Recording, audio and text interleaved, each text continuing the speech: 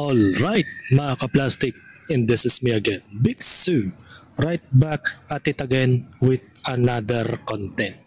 Bago lahat, magpa-plug ceremony muna tayo mga ka-plastic at pangungunahan ni Senator Robin Padilla ang pambansang awit ng Pilipinas.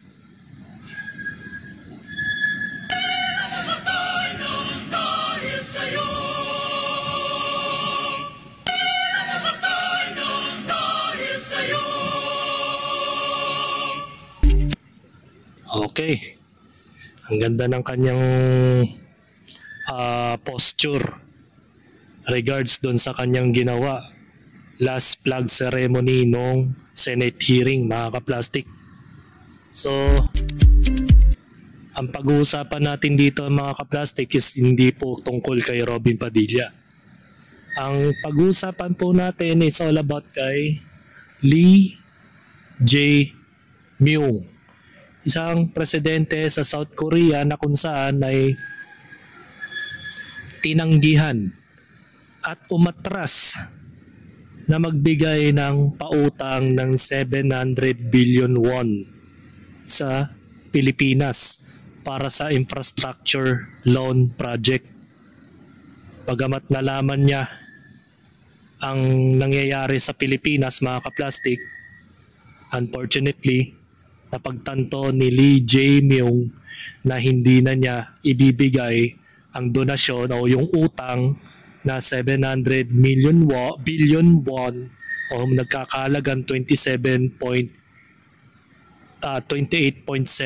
billion pesos na mapupunta lang sa bulsa ng mga artista, kongresista, senador at iba pa, mga contractors, mga gahaman sa Pilipinas, mga ka-plastic. So, nangangahulugan lang na nagkaroon na ng open eye itong Pangulo ng South Korea. Sabi kasi sa translation, mga ka-plastic, it has been ordered to immediately stop proceedings for the business in question that has been identified as a fraudulent business. Tandaan mo yan, fraudulent business, ibig sabihin pamemeke o panlilinlang sa mga ipinapangakong proyekto na dapat mapunta. Instead na mapunta sa proyekto ay napupunta sa korupsyon. At kung makikita nyo po yung recent video ko na punong-puno ng pera na pinag-aati-atian ng mga kontraktor, senador at mga kongresista, talagang madidismaya nga naman ng ating Korean president na si Lee Jae-myung. The most fortunate thing is that the business has not yet completed. So business expenses such as supporting the Foreign Economic Cooperation Fund o tinatawag na EDCF have not been spent.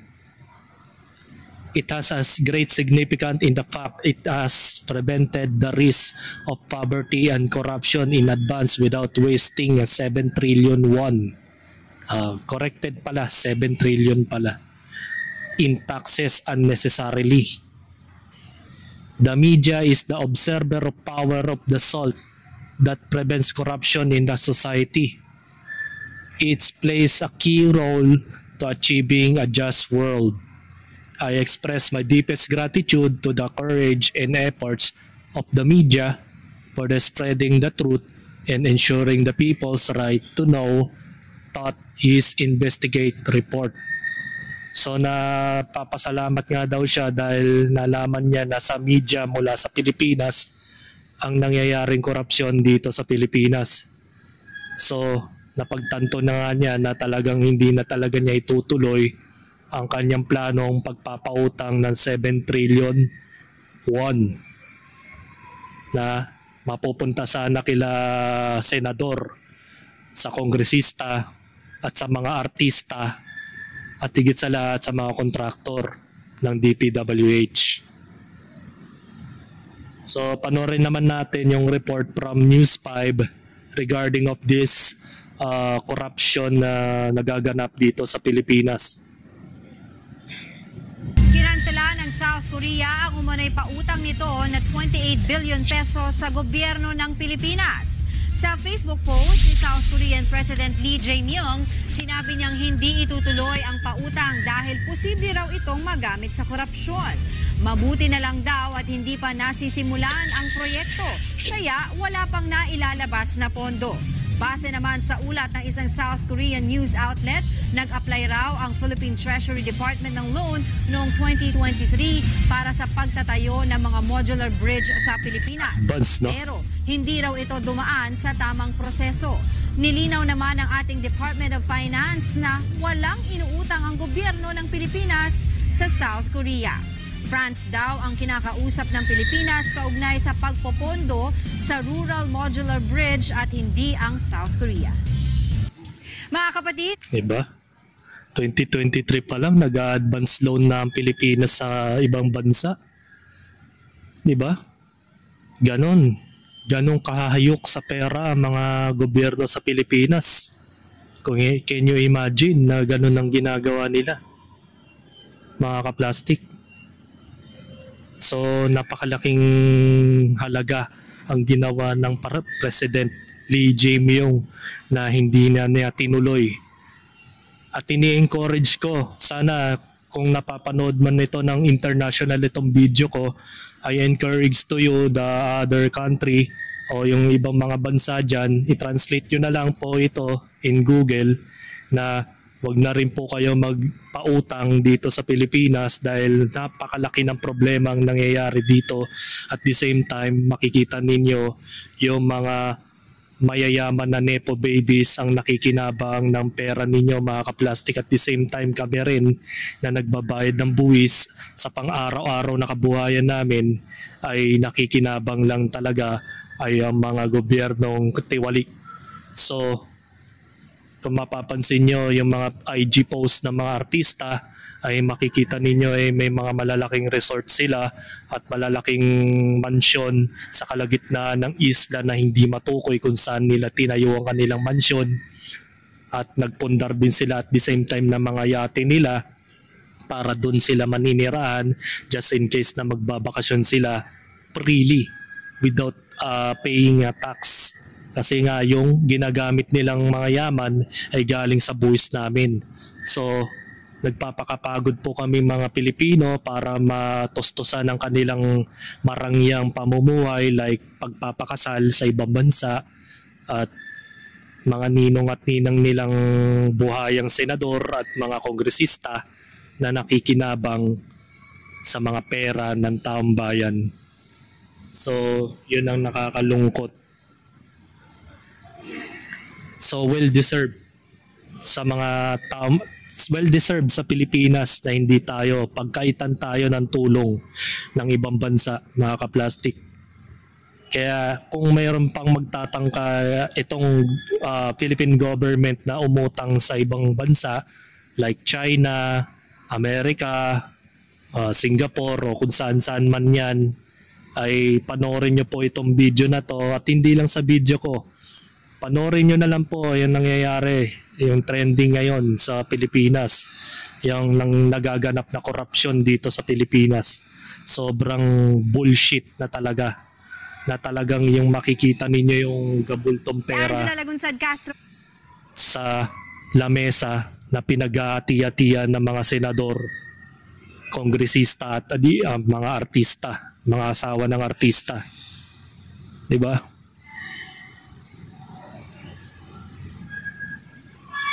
May papanoorin tayong video.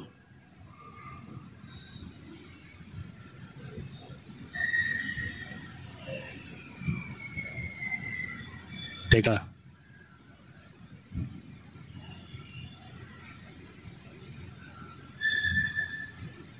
Noon pa man, nagsabi na kasi si Pangulong Duterte, nung siya ay Pangulo pa, ay sinabi na niya ito regarding dito sa mga nakawang nangyayari sa DPWH. So panoorin natin to. Tangina ko mabalik ako, arestuhin ko kayo lahat. Kayo, nagpasok sa Congress, mag-eleksyon, nanalo, Seiko, paglabas niyan, pagkatapos, Rolex na. Pumunta ng Malacanang, nakatamaraw, paglabas niyan, nagka-Mercedes-Benz. Busog kayo lahat. Tingnan ninyo yung mga bahay noon ng mga congressman at tingnan ninyo ngayon kung ano kayaman sila. Lalo na yung mga bahay nila sa Maynila. Mga wala kayong prinsipyo, mga putang ina ninyo. Diba? Totoo yung sinabi ni Duterte, mga kaplastik. Seiko ang kanilang relo. Paglabas nung nahalal na sila bilang kongresista, naging Rolex. Paano nangyari yun? Diba, mga kaplastik? Bibigyan kita ng sample.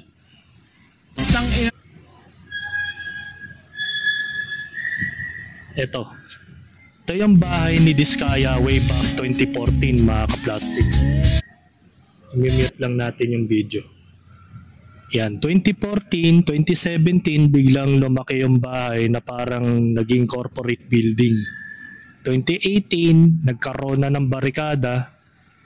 O yan, no? 2014. Compared natin ngayon. O yan, nagmukhang corporate building bigla yung bahay ni Diskaya, mga kaplastik. Diba? Sa maikling panahon lang, 2014, take down notes. Nung sumapit yung 2016, 2017, ganito na itsura ng bahay ng pamilyang Diskaya.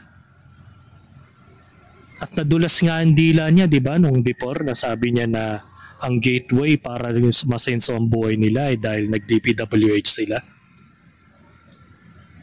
Just as a big example na kailangan mong malaman na talagang legit ang korupsyon sa Pilipinas, na ikinadismaya ng Pangulo ng South Korea. Can you imagine?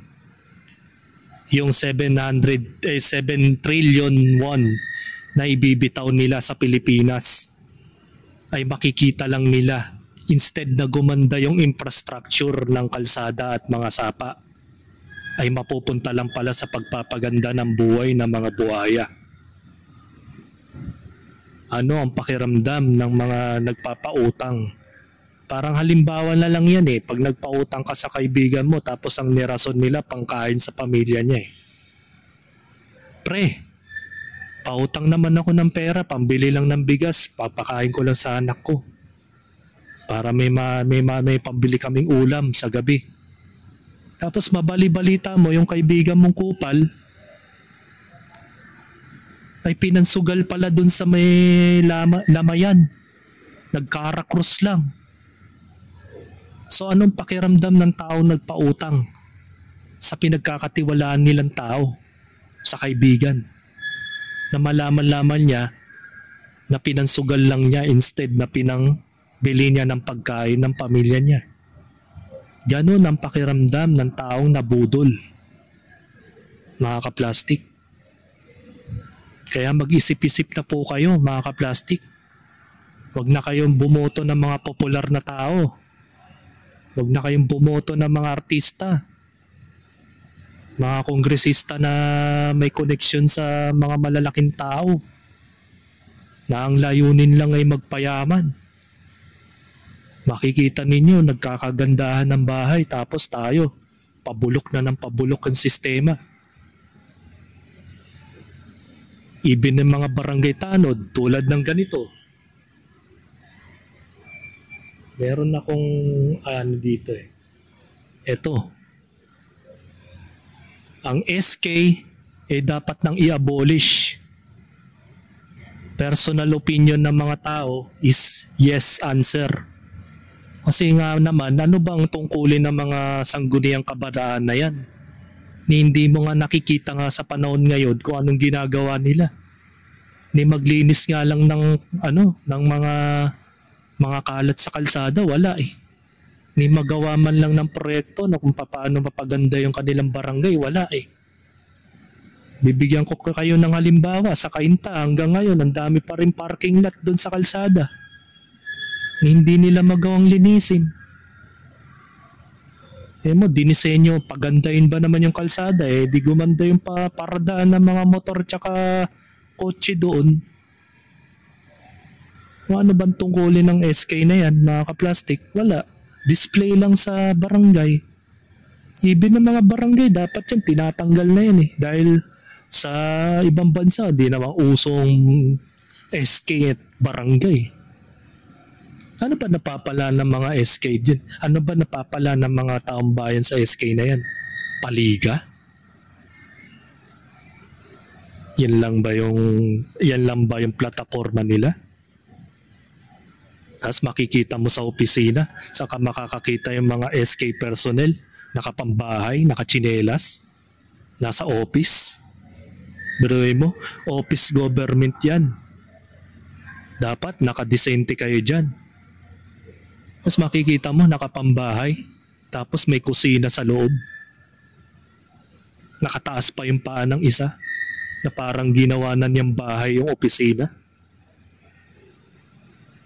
Mag-wake up call naman tayo, mga kaplastik. Yung mga nakikita natin sa paligid natin, huwag nating isawalang bahala. Yan ang reason kung bakit nagsisimula ang korupsyon sa SK.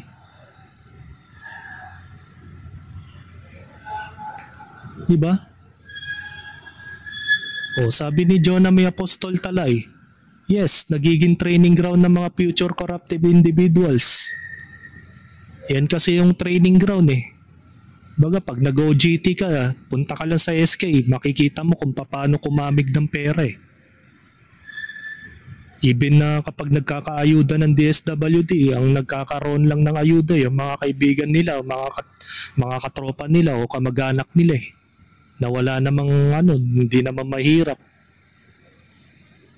Sabi ni Victor, dapat lang kasi bata pa lang natuturuan na maging kontraktor. Ito, depensa naman ni Regina, depende. Kasi may SK na hindi pa natatanggal sa pwesto nila, na nag-ambisyon na sumabak na mas mataas ng posisyon kahit wala silang napatunayan bilang isang SK. Pero para sa akin, ang mga ka-SK dito sa Katag Nuevo, ay mga Cavite, ay active. Ay mga active when it comes at their performance.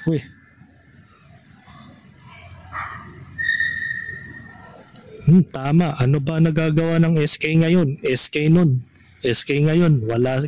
SK noon. Daming nagagawang project. Tama. Dapat mayor na lang. Wala na rin kapitan. Kagawad. Barangay tanod. That's why, just like I said, na dapat talaga even ng mga barangay, tanggalin na lang yan. Wala rin nagkakaroon lang din ng trouble sa mga balwarte nila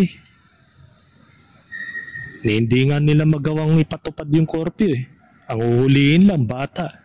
Pero yung mga nakatambay na matatanda, hindi nila magawang sitahin. Kasi tropa nila. As they should, kunwari team building pero pre-vacation lang pala. Not to mention may sahod pa yung iba, the fuck, from doing what absolutely nothing. Wala naman talaga. May ilang taon nang napopospon yung eleksyon nila. Dapat naman talaga i-abolish na yan Wala naman nagagawa sa gobyerno yan, mga kaplastik Yan kasi yung nagiging training ground ng mga magnanakaw. Magsisimula muna tayo sa SK, pa-basic muna, pa 100,000 muna ang nanakawin. Tapos pag nag-upgrade na into barangay tanod, barangay captain, hanggang sa maging konsehal na, mayor, gobernador, yan. Yan ang gustong-gusto nila Mga magkakakabit yan sa DPWH at the same time munisipyo Kaya dapat talaga i-abolish na yung SK kasi basura lang talaga yan.